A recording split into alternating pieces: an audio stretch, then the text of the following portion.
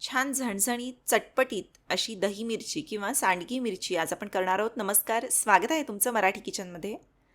तर उन्हाळी वाळवणामध्ये एकदा का या ज्या मिरच्या आहेत त्या करून ठेवल्या की वेगवेगळ्या पदार्थांमध्ये याचा तुम्ही वापर करू शकता.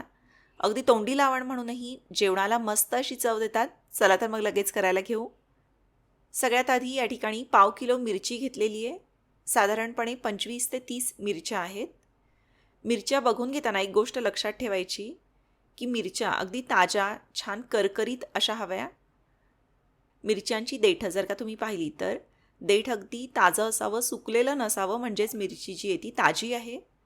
छान अशा ताज्या करकरीत मिरच्या घ्यायच्या आहेत. आणि दुसरी गोष्ट म्हणजे मिरचीची जी साल आहे ती थोडीशी जाडसर अशी असावी. अगदी हिरव्यागार अशा मिरच्यांपेक्षा पोपटी रंगाच्या ज्या मिरच्या मिळतात त्या चवीला मध्यम तिखट असतात, खूप जास्तही झणझणीत नसतात. तर त्या मिरच्या तुम्ही घेऊ शकता. मिरच्या ज्या आहेत त्या स्वच्छ धुवून पुसून घेतल्या. त्यानंतर हे बघा, याप्रमाणे काही मिरच्या ज्या आहेत त्या अगदी मोठ्या असतील, खूप लांब लांब असतील तर एवढी मोठी मिरची तळायला जी आहे ती जास्त तेल लागतं, कढई पसरट लागते. त्याच्यामुळं या मिरच्यांचे तुम्ही 2 तुकडे करून घेऊ शकता. मिरच्यांचा जो देठाचा भाग आहे तो न काढता तसाच ठेवायचा, म्हणजे देठामुळं मिरची जी आहे ती तळताना पलटायला बरी पडते. हे बघा, ज्या मोठ्या मोठ्या मिरच्या आहेत ते याप्रमाणे 2 भागांमध्ये कापून घेतल्या. असा तिरका काप द्यायचा आहे मिरचीला. ज्या मध्यम आकाराच्या मिरच्या आहेत त्या तशाच ठेवलेल्या आहेत. आता मिरचीला याप्रमाणे चाकूनं कापून घ्यायचं. एक उभा काप द्यायचा आहे. देठापासून सुरुवात करायचं आणि पूर्णपणे याप्रमाणे खालीपर्यंत मिरचीला असा उभा काप दिला आहे. याप्रमाणे मिरचीचं पोट फाडून घ्यायचं. आता हे करताना काळजीपूर्वक करायचं. हाताला तेल लावून करू शकता किंवा हँडग्लोव्ज असतील तर ते घालून हे करून घ्या, म्हणजे मग हाताला मिरचीचा जो तिखटपणा आहे तो जाणवणार नाही, नाहीतर मग हाताची आग पडू शकते. याप्रमाणे सगळ्या मिरच्यांना हे असे काप देऊन घेतले. आता मसाला बनवण्यासाठी या ठिकाणी 2 गड्डी लसूण घेतलेला आहे. साधारणपणे 30 ते 35 लसणाच्या पाकळ्या असतील. तसेच 2 टेबलस्पून जिरे याच्यामध्ये घातले आहेत.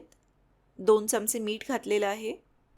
हे सगळं एकदा असं जाडसर ओबडधोबड असं फिरवून घ्यायचं. जिरे खूप बारीक होऊ द्यायचे नाहीत, हलकेसे जाडसर असे वाटले गेले पाहिजेत. त्यानंतर हे जे मिश्रण आहे ते एका बाउलमध्ये काढलं. वाटताना पाण्याचा वापर कुठेही करायचा नाही आहे. त्यानंतर याच्यामध्ये 2 टीस्पून म्हणजे 2 छोटे चमचे हिंग घातलेला आहे. तसेच 1 टीस्पून हळद याच्यामध्ये घातली. अगदी 1 टीस्पून मेथीदाण्यांची पावडर याच्यामध्ये घालायची आहे. मेथीदाणे जे ते मिक्सरवर फिरवून त्याची पावडर केलेली ती घालायची आहे.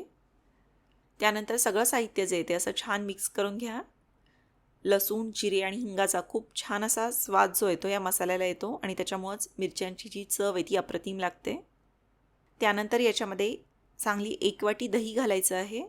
हे जे दही आहे ते खूप पातळ नको, थोडंसं घट्टसर असं दही घ्या आणि हे सगळं असं मिक्स करून घ्यायचं. हे बघा, घट्टसर अशा पिठल्याप्रमाणे हे जे मिश्रण आहे ते तयार झालं पाहिजे.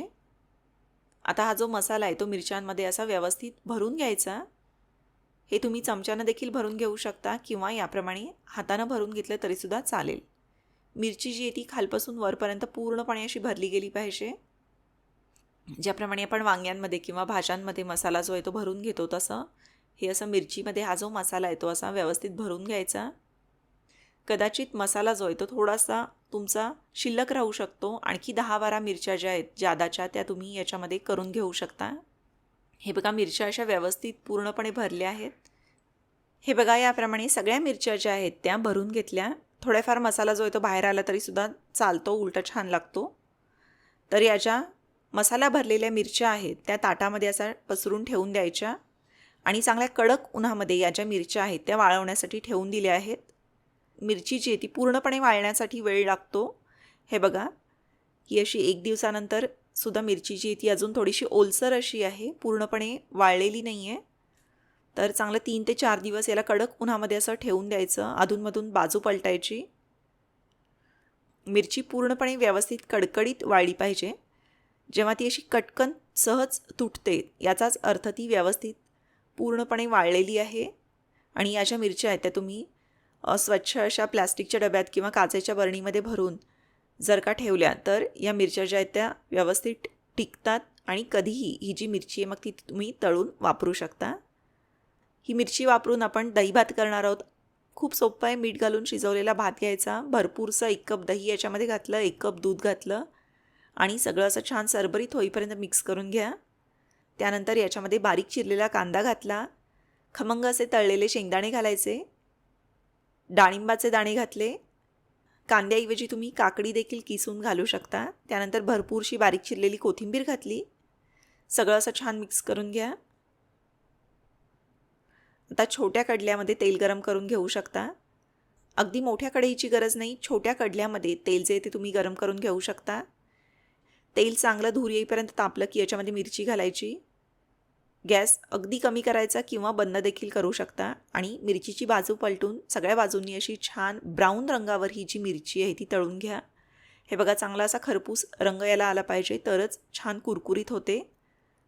याप्रमाणे या तेलामध्ये मिरच्या ज्या आहेत ते तळून घेतल्या. या मिरच्या तुम्ही नुसत्या देखील खाल्ल्या तोंडी लावण म्हणून तरीसुद्धा अगदी छान लागतात.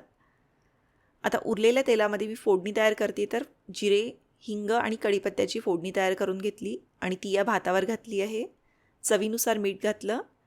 ही जी दही मिरची ती वरून अशी छान कुस्करून घालायची. मी सध्या तशीच ठेवलेली आहे फोटोसाठी. सगळं छान मिक्स करून घ्या आणि आपला चटपटीत असा दही भात जो आहे तो तयार झाला. कोणत्याही फोडणीमध्ये, मग अगदी खिचडी जरी असेल तरीसुद्धा त्याच्यामध्ये ही जी मिरची आहे ती अगदी मस्त लागते. जरूर करून बघा. त्याचप्रमाणे याची रेसिपी तुम्हाला कशी वाटली ते मला जरूर कळवा. व्हिडिओ आवडला तर व्हिडिओला लाईक करा. व्हिडिओची लिंक तुमच्या मित्रमैत्रिणींसोबत, नातेवाईकांसोबत जरूर शेअर करा. धन्यवाद.